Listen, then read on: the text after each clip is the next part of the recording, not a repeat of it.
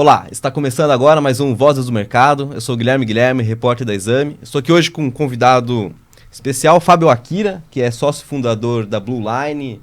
Teve aí 16 anos de JP Morgan, passou pela Tendências, pelo banco espanhol BBVA. E está aqui hoje para falar um pouquinho sobre macroeconomia, né? A Blue Line é uma gestora especializada em multimercados, principalmente. Tentar trazer um panorama global e possíveis oportunidades também de investimento para você que está assistindo o programa. Seja muito bem-vindo, Fábio.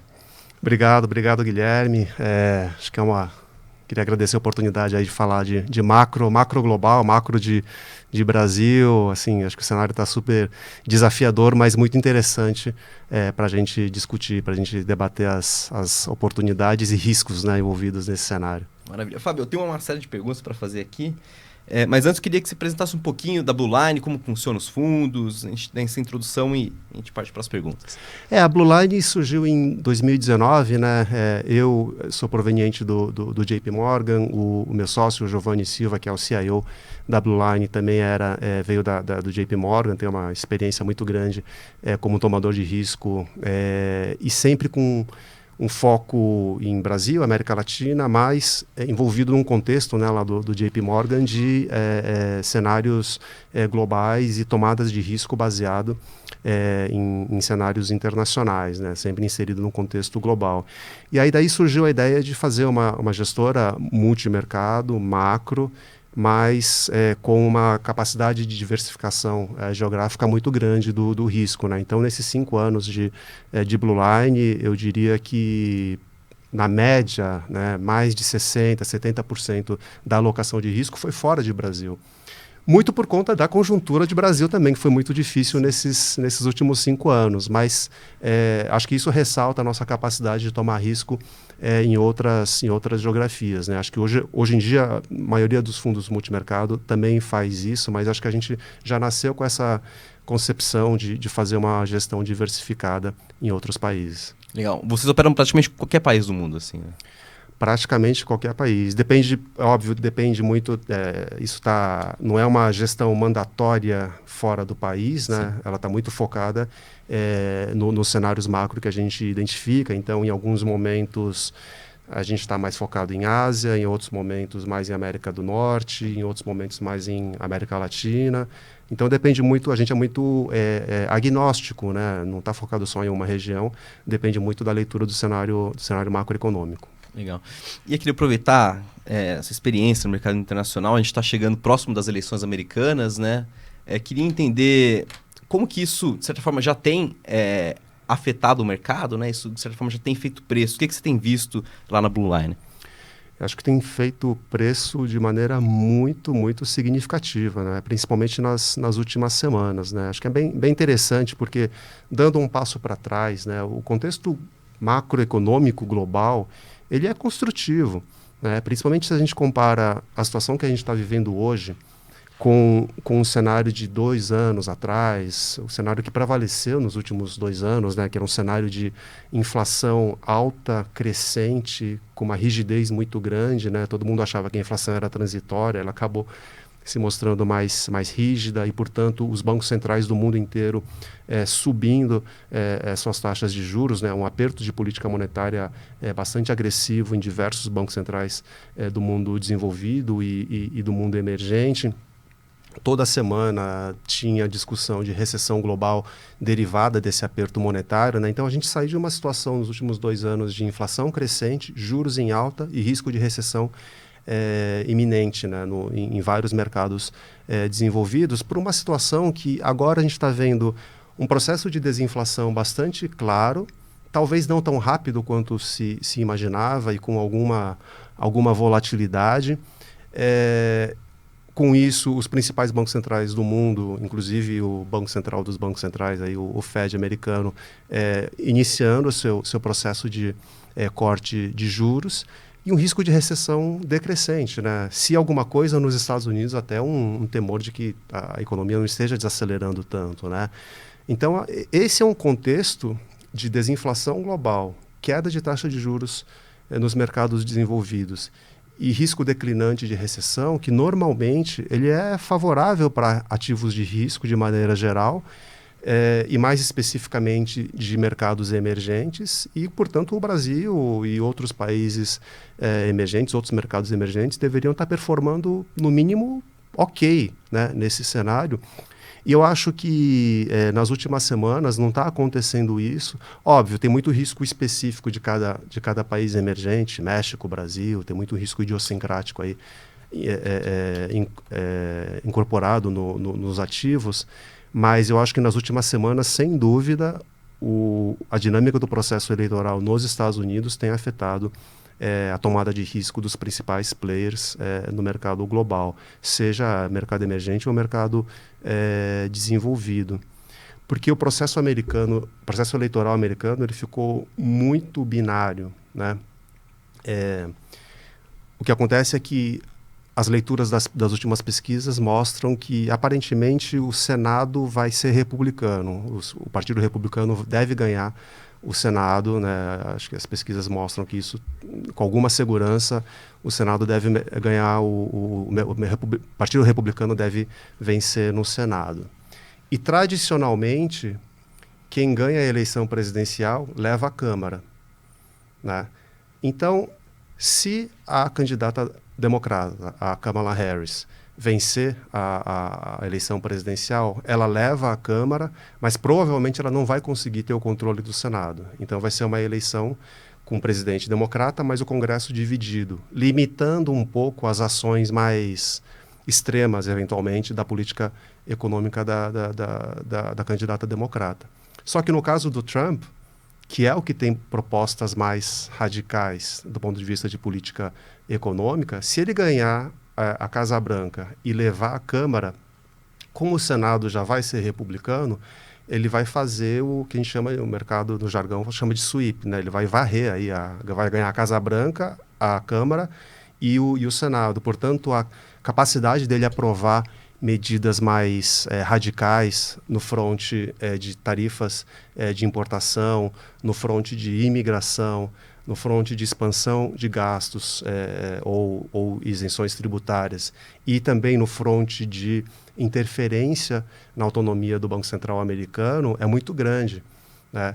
E aí isso causaria repercussões na economia global, na geopolítica global e, portanto, nos mercados globais muito significativas. Então, está todo mundo, nesse momento, reduzindo, eu imagino, suas posições de risco, né? É difícil sustentar uma posição direcional muito grande às vésperas de um evento tão importante que está tão binário. E além de ter ficado as posições do Trump terem ido talvez um pouco mais para o radicalismo, né? A entrevista que ele deu essa semana de imposição de tarifas, não só contra a China, mas contra todos os outros países, né? Inclusive o bloco europeu, deixou a plataforma dele ainda mais radical, e ele está ganhando terreno nas pesquisas, né? Então acho que isso justifica aí uma redução de riscos. Os investidores globais, eu acho que estão reduzindo posições em mercados emergentes, independentemente do fundamento doméstico, né? O fundamento de Brasil, por exemplo, não ajuda, mas e isso vem sendo precificado desde a mudança de meta fiscal lá em abril. Só que acho que a deterioração mais recente ela foi certamente turbinada por esse risco das eleições nos Estados Unidos. A gente tem visto o dólar subir bastante nos últimos dias. Hoje mesmo bateu ali 5,67 mais ou menos. Muito disso também tem a ver com o fortalecimento do Trump nas pesquisas, né? Certamente, não só o dólar contra o real, né, mas o dólar contra o peso mexicano, o dólar contra o euro, o dólar contra o yuan chinês, o dólar contra o ien, né? Então, eu acho que esse o cenário do Trump, tendo o controle da Câmara e do Senado, ele é um cenário em que o dólar bate todas as outras moedas, né? A sensação, por exemplo, é que o cenário com a Kamala Harris ganhando, mas com o Congresso dividido, o dólar poderia continuar performando bem contra outras moedas do G10, outras moedas de países desenvolvidos, mas haveria um espaço para recuperação das moedas emergentes contra o dólar, né? Porque a China não ia ser tão fustigada por políticas comerciais, não ia ter uma e aí isso ia ajudar, né, todo o complexo dos países emergentes a performar melhor, né? Então é interessante porque no cenário Trump o dólar ganha de todas as moedas. Da Câmara performa bem contra emergentes, né? Desculpa, os emergentes performam melhor do que as outras moedas do G10, né? Do ponto de vista de crescimento, o cenário Trump, aparentemente no curto prazo ele pode ser bom para ativos, para a Bolsa Americana, porque vai ter uma isenção fiscal maior, porque vai ter uma desregulamentação do mercado financeiro. Isso pode trazer um impulso de crescimento melhor no curto prazo e ter um ganho no S&P, por exemplo. Só que se todas as outras políticas realmente gerarem uma pressão inflacionária grande, não só de curto prazo, mas de médio e longo prazo, as ações de aumento de tarifas gerarem retaliações de outros países, isso vai acabar fatalmente sendo ruim para o crescimento de médio prazo nos Estados Unidos, né? Então isso num segundo momento pode gerar queda da bolsa. Então é realmente uma equação muito complexa de ser resolvida no curto prazo. Isso, diante dessa incerteza, você tem uma retração aí nas apostas e na tomada de risco dos investidores. E aqui você citou alguns potenciais projetos ali do Trump, né, que seria, enfim, menos migração, mais taxa sobre importados e risco de influência no Fed, né? Tudo isso é inflacionário, né?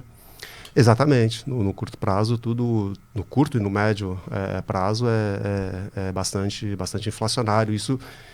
Por isso que a gente gosta, por exemplo, embora a gente ache que no resto do mundo desenvolvido a tendência de desinflação deve continuar, para os Estados Unidos tem um risco grande disso ser interrompido, ou por questões cíclicas, né, de estar com uma resiliência no crescimento maior, ou por questões estruturais, que são essas políticas que você acabou de mencionar do Trump, que devem pressionar a inflação e, portanto, pressionar a inflação e pressionar os riscos fiscais, aumentar os riscos fiscais e, portanto, deve gerar uma inclinação maior da curva de juros nos Estados Unidos, né? Então, a gente está achando interessante, se tem algum risco para tomar, seria esse de ter uma posição tomada aí na curva de juros dos Estados Unidos. Uhum.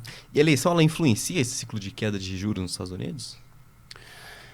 Acho que no curto prazo não deveria, né? Porque os impactos no mercado financeiro vão ser bastante significativos, né? Mas acho que do ponto de vista de uma percepção de que a desinflação deve continuar e uma percepção de que a taxa real de juros nos Estados Unidos já está bastante alta, né? Ela tem espaço para continuar cortando, ela não deveria interromper o ciclo de queda. Mas ela talvez gere um ciclo mais lento, né? Um ciclo com pausas, né? Um ciclo intercalado, né? Corta uma, fica parada na outra, corta outra, corta na outra reunião. Então, acho que o mercado exatamente nas últimas semanas passou daquela sensação que o Fed cortou 50 vezes na primeira reunião, mas sinalizou um ciclo de 25 contínuo. Só que a barra para ele voltar a fazer outra de 50 era baixíssima, né? Porque ele estava com medo do mercado de trabalho. Para uma narrativa agora, na qual o mercado de trabalho não está tão fraco assim e tem um risco inflacionário, então ele ficaria mais confortável em fazer de uma maneira mais espaçada. Mas a gente ainda acredita que os juros devem continuar a cair. Talvez de maneira mais lenta, né? mas deve continuar a cair. Uhum. E esse último relatório de emprego, lá, o payroll, mostrou, enfim, a taxa de desemprego diminuindo até. Ele praticamente descartou, né, a possibilidade de mais um corte de 50 bips ainda esse ano. Sim. Eu acho que a própria conferência de imprensa do Powell, depois da decisão de ter cortado 50 vezes na última reunião, deixou bem claro que ele é data dependent, dependendo dos dados, principalmente do mercado de trabalho. E ele não hesitaria em continuar, talvez, um ciclo mais agressivo se o mercado de trabalho mostrasse fraqueza adicional. Uhum. Só que, além de não mostrar fraqueza adicional, mostrou um fortalecimento, né, bem inesperado, né? Aliás, a volatilidade dos dados de inflação e de mercado de trabalho nos últimos meses tem dificultado bastante aí a leitura do Começa mercado. a desacelerar, depois volta a subir do nada, né? A gente viu a narrativa mudar de risco de recessão para overheating, para soft landing, assim. Acho que talvez isso seja um pouco um resquício aí desse período horrível de pandemia que quebrou talvez um pouco das relações de curto prazo, dificultou até estatisticamente você filtrar os efeitos sazonais. Acho que teve um impacto comportamental, né, na sociedade, e isso tem efeitos nas variáveis macroeconômicas, né? Então isso tem gerado uma volatilidade nos dados muito grande, exatamente no momento em que parece um mantra. Todo Banco Central fala, eu estou dependente dos dados, eu estou data dependent. E assim, quando todos os bancos centrais, os principais bancos centrais do mundo falam que está dependente dos dados, e os dados estão voláteis, o mercado reage de acordo. Então, acho que está acontecendo essa confluência de autoridades mais dependentes dos dados e os dados vindo com uma volatilidade muito grande. Mas eu acho que, tentando filtrar um pouco essa volatilidade de curto prazo, eu ainda estou confiante de que o processo desinflacionário global deve continuar, né? Tem uma força desinflacionária muito forte, muito ativa ainda, que é exatamente a China, né? Que a gente pode endereçar aqui, mas sim, acho que esse é um fator desinflacionário importante que dá um pouco de conforto, né, nessa visão de que o processo inflacionário não vai voltar a assombrar os mercados. E como tem sido esse processo de deflação da China? Assim, tanto internamente, né, ela está sofrendo com uma inflação abaixo da meta, e ela também está exportando essa deflação? Como que você está vendo isso aqui? Acho que são esses dois efeitos, né? Acho que o efeito da China na inflação global vem desde da introdução da China no cenário de comércio global, primeiramente de uma maneira bastante construtiva, né? Gerou a grande moderação da inflação no mundo, né? Foi um dos fatores que gerou essa grande moderação da inflação no mundo. Mas acho que assim, voltando aqui para o curto prazo, o que está talvez assombrando e gerando reações da autoridade econômica chinesa é a deflação interna, né? A sensação de a chamada japanização, né? Um processo deflacionário interno que começa a afetar não só os preços, mas os salários, a dinâmica de mercado de trabalho. E aí você fecha o ciclo, né? Porque se os salários começam a cair em termos nominais, né, você está reduzindo a capacidade do poder de compra, você gera maior temor, uma queda ainda mais forte de confiança do consumidor, ele para de comprar e reduz ainda mais a demanda, e aí os preços caem ainda mais e você fecha o ciclo com queda nominal de salários, né? Então, acho que esse processo deflacionário local, doméstico, que aparentemente já está começando a gerar certa revolta social, né? Isso é uma coisa importante, né, para a autoridade. Até um regime meio ditatorial ou autárquico presta atenção nisso, né? Acho que isso aqui gerou talvez uma resposta um pouco mais diversificada e um pouco mais agressiva do ponto de vista das políticas de estímulo lá da autoridade chinesa nas últimas semanas.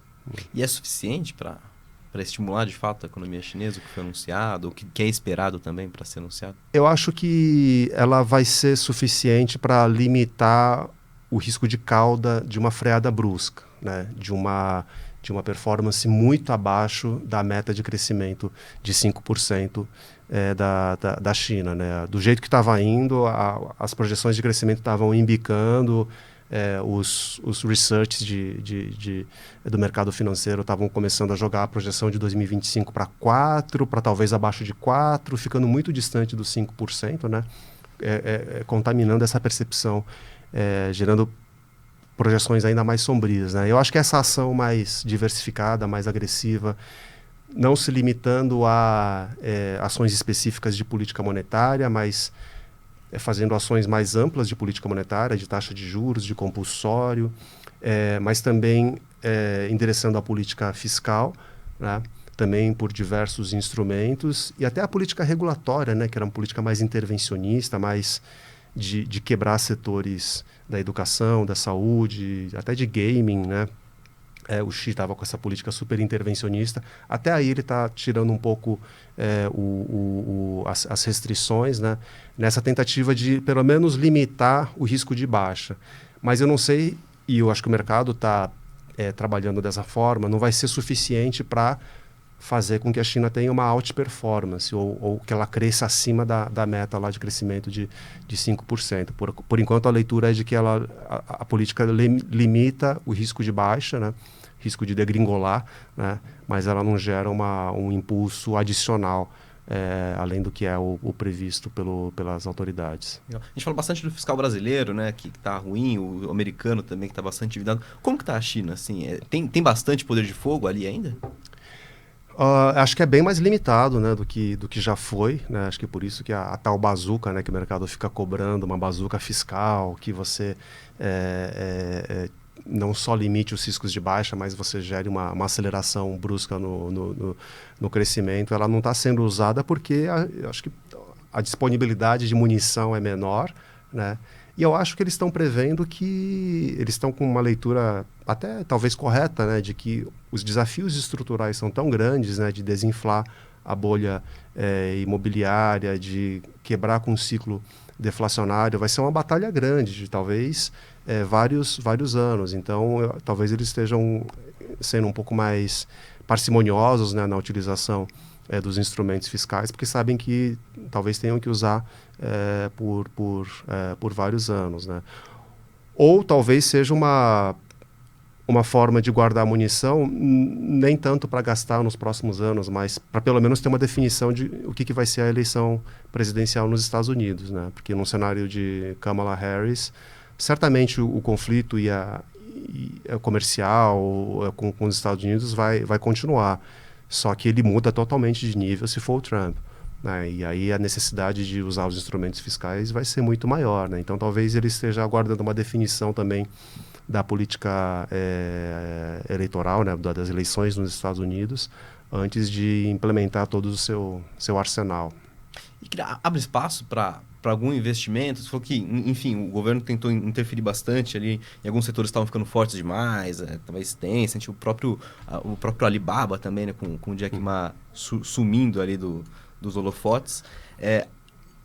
Essa nova virada de chave, talvez, da China, abre espaço para algum investimento, talvez, em bolsa, alguma coisa assim? A gente não é tão... A gente opera bastante a moeda. Operar a bolsa da China ainda é um ambiente assim que a gente não se arrisca muito, não. O risco de intervenção e o risco macroeconômico, na verdade, é muito, muito significativo, né? Então, na moeda a gente opera, mas nesse momento a gente está operando vendido na moeda chinesa em relação ao dólar, né? Eu acho que se tiver uma perspectiva um pouco melhor, o programa de estímulo ganhar mais corpo, diversificar, entrar com algum instrumento de política fiscal um pouco maior, talvez a gente opere ativos que estejam intimamente ligados com a China, opere mais otimista, né?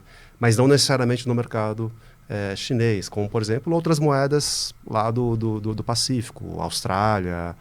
Por exemplo, ela tem o Australian Dollar tem um link muito grande com a macroeconomia chinesa. Se a política de estímulo chinês tiver um fôlego um pouco maior, e eu também não quero ficar exposto diretamente à China, talvez seja bom operar comprando moeda australiana, né? Então a gente tenta fazer esse tipo de... não perder uma oportunidade macro que apareça, né? Mas também não está exposto diretamente a um ativo que a gente não se sente confortável do ponto de vista institucional ou do ponto de vista de estabilidade de regras.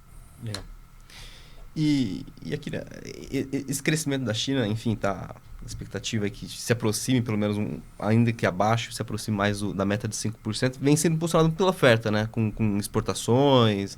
A gente até falou um pouco antes dos carros elétricos, né? Entrando na Europa. Eu queria que você desse uma leitura também um pouquinho de como que você vê a Europa hoje sendo, enfim, uma enxurrada de produtos chineses entrando lá.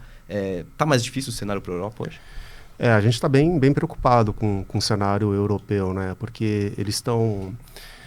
uma região que está sofrendo uma desaceleração cíclica por conta do aperto monetário, né, que eles fizeram, tanto é que o ECB, né, o Banco Central Europeu, até já começou a cortar juros, inicialmente de maneira mais tímida, também em reuniões espaçadas, né, mas aparentemente eles vão ter que cortar de maneira mais acelerada, porque ciclicamente eles estão fracos.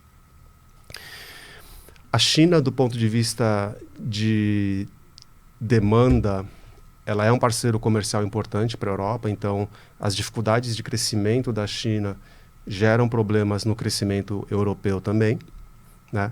Só que, além disso, tem um terceiro fator preocupante para o crescimento europeu, que é um fator mais estrutural de competitividade que sofre a concorrência exatamente da China, né? Então, a China ela representa fatores baixistas para o crescimento europeu de duas maneiras: comprando menos produtos europeus e, como você falou, inundando o mercado, não só inundando o mercado europeu de produtos chineses, mas aumentando a concorrência global de produtos chineses contra produtos europeus, principalmente, aí assim, isso é muito explícito, muito claro no mercado automobilístico, né? A vantagem competitiva dos veículos elétricos chineses é assombrosa, né?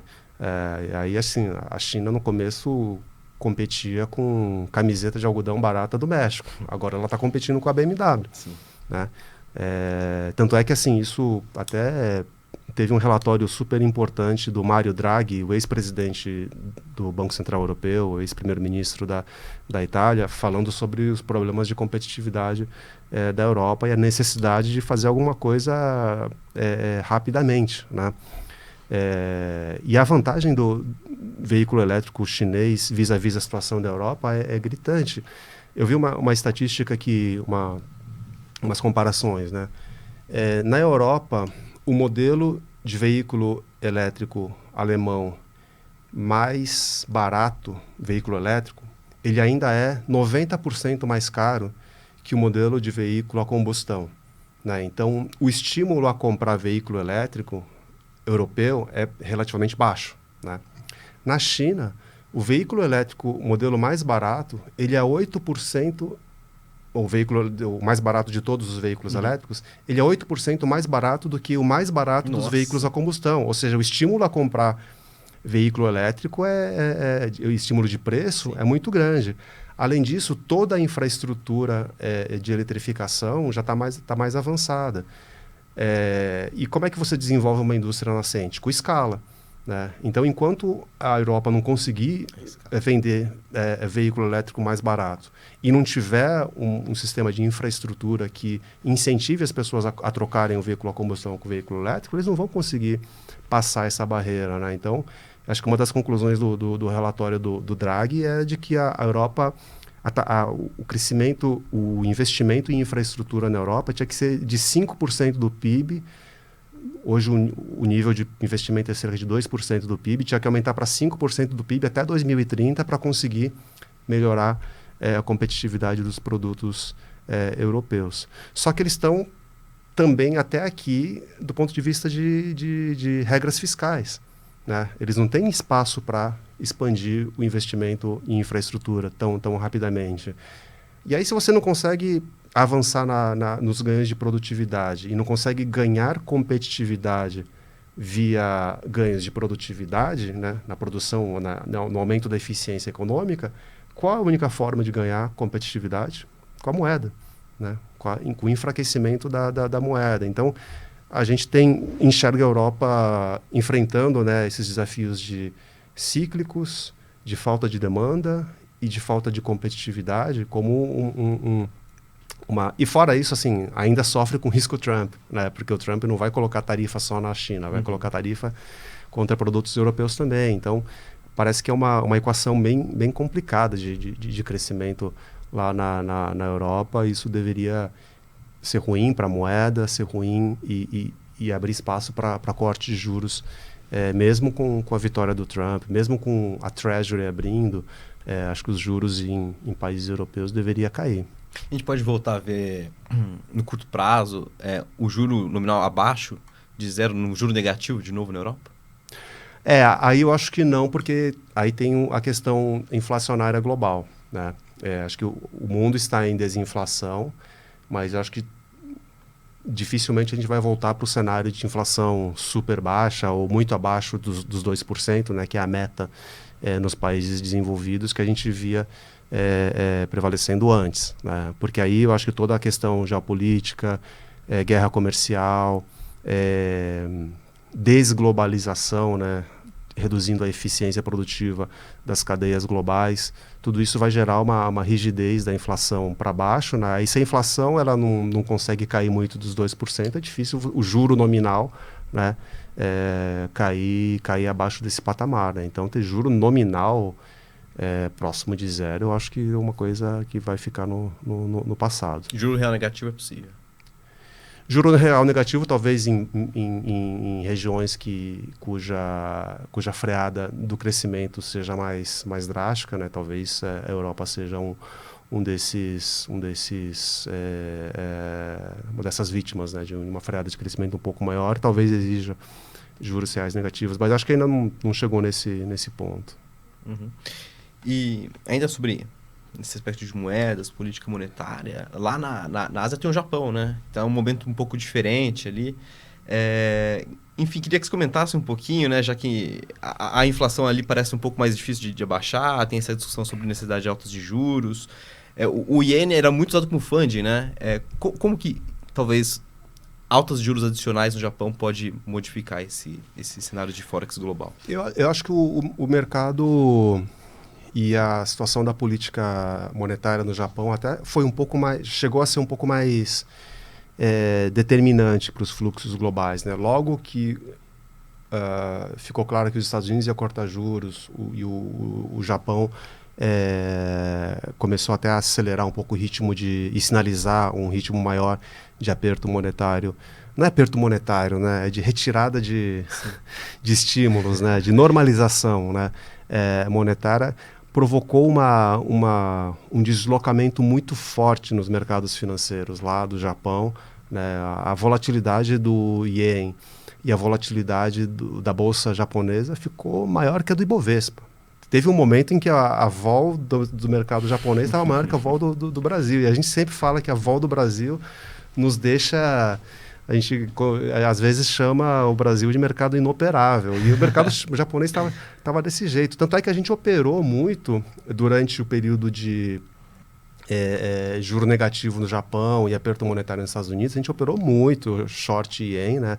Pegando toda essa depreciação do ien. E a gente tentou operar um pouco a virada da política monetária do Japão. Mas aí entrou num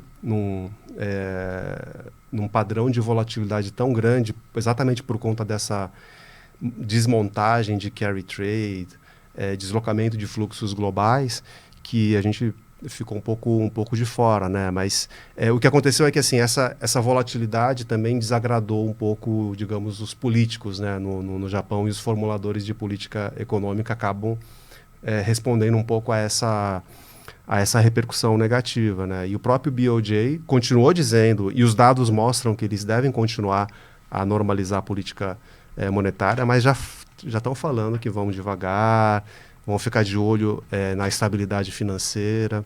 Teve uma troca de governo agora, de primeiro-ministro, né, que também provocou...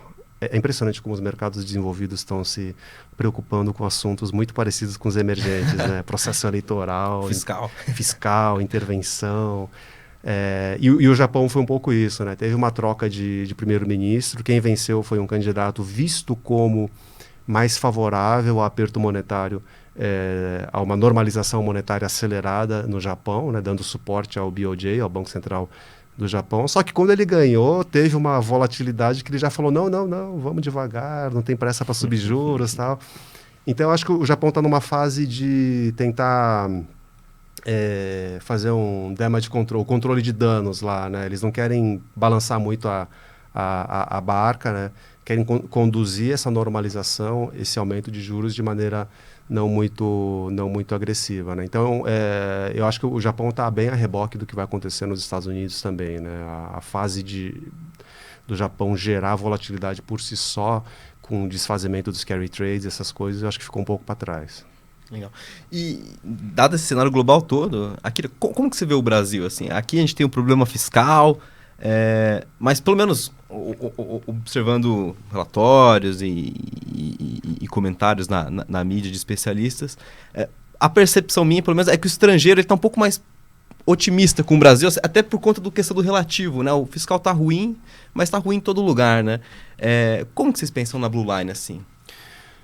Primeiro, em relação especificamente ao estrangeiro, né? Acho que talvez você esteja correto. Assim, a avaliação do estrangeiro em relação às contas públicas no Brasil, em relação à economia brasileira, ela não voltou a ser o que era antes, né? Quando o Brasil era investment grade, né? Tinha grau de investimento, né? O investidor estrangeiro comprava 40% da dívida pública do Brasil. Tudo isso não voltou para esse nível, mas assim, relativamente à visão que o investidor local tem da economia brasileira e principalmente do risco fiscal, ainda é melhor, é uma visão menos negativa. Só que eu acho que mesmo esse investidor, ele está se retraindo em relação à exposição a ativos brasileiros por conta da questão da eleição americana. Uhum. E aí é uma decisão de reduzir o risco em mercados emergentes como um todo, sim, ou em ativos de risco como um todo. Então, a gente está, o local muito mais pessimista em relação ao risco fiscal e o estrangeiro vendo com uma preocupação, mas uma preocupação talvez não tão extrema, né? Só que mesmo esse investidor com viés não tão negativo, reduzindo o risco por conta do risco lá no quintal deles, né? Da casa deles, que é a eleição americana, né? Tendo dito isso, eu acho que essa piora nos ativos brasileiros, acho que ela está assim, não condiz muito com a situação corrente da economia brasileira, né? Você olha a performance de crescimento, mesmo a inflação com essa oscilação que teve no curto prazo, ela não está muito longe de estar fora de controle. E o fiscal é realmente o grande problema, mas você vê sinais de alguma moderação no expansionismo fiscal, né? Então, o que causa esse descasamento tão grande entre a precificação do mercado e a performance corrente, né, da economia? Obviamente, acho que tem a ver com um balanço de riscos que está assimétrico, né? O risco da gente ter uma surpresa positiva do lado fiscal, ele está muito mais baixo do que o risco de ter uma surpresa negativa. E aí eu acho que, mais recentemente, a discussão fiscal, ela até nem está tão ligada ou não está totalmente ligada à performance fiscal ou à capacidade de cumprir a meta. Eu acho que não é mais isso que o mercado está preocupado. O mercado está preocupado com questões institucionais fiscais, né? Questões de transparência, questões de contabilidade criativa, questões de expansionismo fiscal via outros canais, como fundos de pensão, bancos públicos, o tal, no jargão, né, do economês, o parafiscal, né? Que, aliás, olhando para a administração Lula no primeiro e principalmente no segundo mandato, certamente você olha para a performance do resultado primário, né, foram 8 anos de superávit primário, né? No segundo mandato, menos intensivo, mas ainda assim gerando superávites primários. Mas foram 8 anos de expansão bastante acelerada dos bancos públicos, né? O estoque de crédito do BNDES dobrou de 2% para 4% do PIB, né? É óbvio que se ele estivesse entregando superávit primário hoje, o mercado não ia se importar tanto com a aceleração dos bancos públicos, né, da concessão de crédito dos bancos públicos. Mas o problema é que não está gerando superávit primário e está, aparentemente, dando mais combustível para os bancos públicos aumentarem sua concessão de crédito, eventualmente a juros subsidiados, né? Então, eu acho que é esse tipo de discussão que começou a ter no Brasil, e eu acho que é isso que gera um descolamento entre a precificação de mercado dos ativos, que parece um pouco exagerado, à luz da performance macroeconômica corrente. Onde que você vê que está mais exagerado, assim? Acho que tem um exagero na curva de juros, por exemplo, né? Precificar a Selic voltando para acima de 13%, eu acho um pouco exagerado. Assim. Acho que olhando para a economia brasileira, para questões cíclicas, né, certamente estava muito evidente que o Banco Central, o Copom, deveria implementar um novo ciclo de alta de juros, mas acho que num contexto em que o estímulo fiscal ele é moderado, voltar a Selic para 12 alguma coisinha, eu acho que é mais do que suficiente assim, para dar uma freada e fazer com que as expectativas convirjam para a meta, né? Então, acho que assim, tem exagero aí na precificação dos juros. Só que eu acho difícil o mercado tirar esse prêmio enquanto não passar as eleições dos Estados Unidos, enquanto as medidas de contenção de gastos, a agenda de gastos que o ministro ressaltou nessa semana, que é os ministros, né, o Haddad e a Simone Tebet, ressaltaram que a grande prioridade do governo não tiverem uma visibilidade maior. Acho difícil o mercado tirar esse prêmio enquanto isso não ficar claro. Acho que talvez seja parecido com a implementação do novo arcabouço fiscal, né? Durante o período de testes e durante o período de discussões, o mercado ficou muito cético em relação ao que seria o arcabouço fiscal. E ele só tirou prêmio dos ativos de renda fixa, renda variável e de câmbio depois que o arcabouço estava muito próximo de ser aprovado, né? E foi aprovado até de maneira mais célere, né, do que o mercado imaginava. E isso abriu espaço para um rally até de certo modo sustentado dos ativos brasileiros. Então, eu acho que o mercado eu vejo prêmio, só que eu acho que para retirar esse prêmio você precisa de resolver esses dois nós, aí, o externo e o local, ou pelo menos um dos dois, né? Talvez um ativo mais fácil, digamos assim, de capturar uma eventual redução de prêmio seja no câmbio, né? Acho que tem um pouco menos, não vou dizer menos volatilidade, mas acho que tem você está menos sujeito a boatos, a incertezas domésticas ou manchetes domésticas. Aí, tipo, aqui ontem aconteceu uma discussão em relação a retirar algumas estatais do orçamento, né? Isso deu 15 basis points na curva em menos de meia hora, né?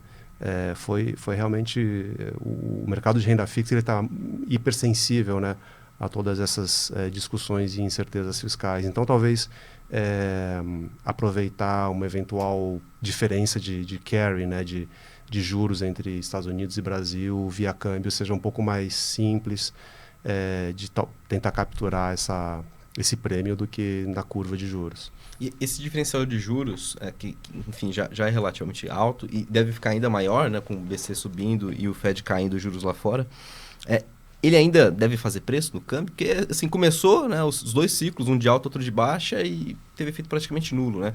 Pelo contrário, o dólar até voltou a subir com a questão da eleição e tudo mais. Acho que esse é o problema, né? Os outros riscos que interferem ou que comem, o diferencial é grande, de juros, né, de remuneração, mas o de prêmio de risco, ele é variável também, né? Então, acho que engordou esse prêmio de risco e tirou um pouco da vantagem de carrego que o real tem. Mas eu acho que ainda é um colchão, né, que te, entre aspas, protege um pouco se você quiser ficar animado ou menos pessimista com o Brasil. Se você ficar lá ou comprado na bolsa ou aplicado nos juros do Brasil, acho que assim, a vulnerabilidade a oscilações ou a mudanças de humor ou a boatos é muito maior, né? Então, assim, se fosse para ter uma posição... A gente, assim, na verdade, está vendido na Bolsa Brasileira, né? Mas se fosse para ter uma posição que refletisse alguma expectativa de melhora, a gente começaria pelo câmbio. E por que vendido na Bolsa Brasileira? Porque esse é um cenário de... mesmo que você tenha um pouco de contração ou um pouco de redução no estímulo fiscal, né?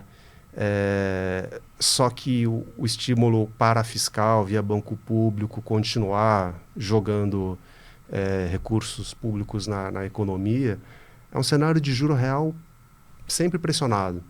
Então, aquela convergência de juro real mais baixo que poderia acontecer num cenário onde política monetária e fiscal tivessem bem coordenadas, né, parece que fica um pouco mais mais distante, né? E aí você junta o contexto global, né, de desaceleração ou de dificuldades de retomada de crescimento na China, uma política mais intervencionista do lado dos Estados Unidos. Acho que é um contexto difícil para a Bolsa Brasileira, tanto do ponto de vista de plays mais externos, né, quanto do ponto de vista de crescimento doméstico, né? Eu acho que grande parte, a gente tem acho que é um tema bastante discutido, né, das surpresas de crescimento aqui no Brasil, né? O PIB está surpreendendo, o mercado não sabe fazer conta, etc. Eu acho que isso é um ponto importante de discussão, né? Se a gente está aumentando o crescimento potencial, mas o que eu acho é que o desafio do crescimento daqui para frente, que numa situação em que a taxa de desemprego já chegou no mínimo, perto das mínimas históricas, a taxa de utilização do nosso parque industrial já chegou nas máximas históricas, ou seja, para crescer daqui para frente, você precisa de crescimento do lado da oferta, crescimento potencial. A própria estimação de hiato do produto do Banco Central já virou. Ou seja, daqui para frente, o desafio de crescer, de continuar surpreendendo as projeções é muito maior. E a sensação de que, se você continuar insistindo no crescimento pelo lado da demanda, vai ser mais inflacionário, isso deixa a pressão toda no lado do juro, da política monetária e do juro real. Então, acho que esses desafios daqui para frente ter que crescer mais do lado da oferta e uma ameaça constante de pressão inflacionária vai manter o juro real relativamente alto aqui no Brasil. 2022 foi um crescimento por uma reabertura lastreado pelo setor de serviço, mas ainda com muita ociosidade da economia. 2023 foi uma alta performance de crescimento totalmente ligada ao setor agropecuário, né, que é um maná dos deuses, né, porque ele acelera crescimento, melhora o câmbio e melhora a inflação, tudo ao mesmo tempo, né. E agora o crescimento de 2024 realmente está surpreendendo para cima, só que agora que a gente está testando, né, os limites de crescimento potencial, tanto no mercado de trabalho quanto no mercado de fatores de produção. Né? Eu acho que daqui para frente o teste de crescimento vai ser mais duro ou com consequências maiores do ponto de vista da inflação. E para aumentar a oferta precisa de investimento, né? Exatamente, precisa de investimento, precisa de confiança, e para aumentar o investimento precisa de confiança macroeconômica, precisa de visibilidade, precisa de estabilidade macroeconômica, mesmo do ponto de vista do investidor direto, né, internacional, precisa ter uma leitura de estabilidade macroeconômica global, e aí num contexto de guerra comercial super agressiva, proveniente dos Estados Unidos, atrapalha também, né, a sensação a confiança em fazer investimento fora do seu país. Então, acho que é um cenário bem desafiador para o crescimento e principalmente do lado da oferta via investimentos. Uhum. Kira, acho que as perguntas que eu tinha eram bem nessa linha mesmo. Tem algum ponto assim que você queira comentar, entrar mais em detalhes? Eu acho que só reforçando essa leitura, como eu vou dizer,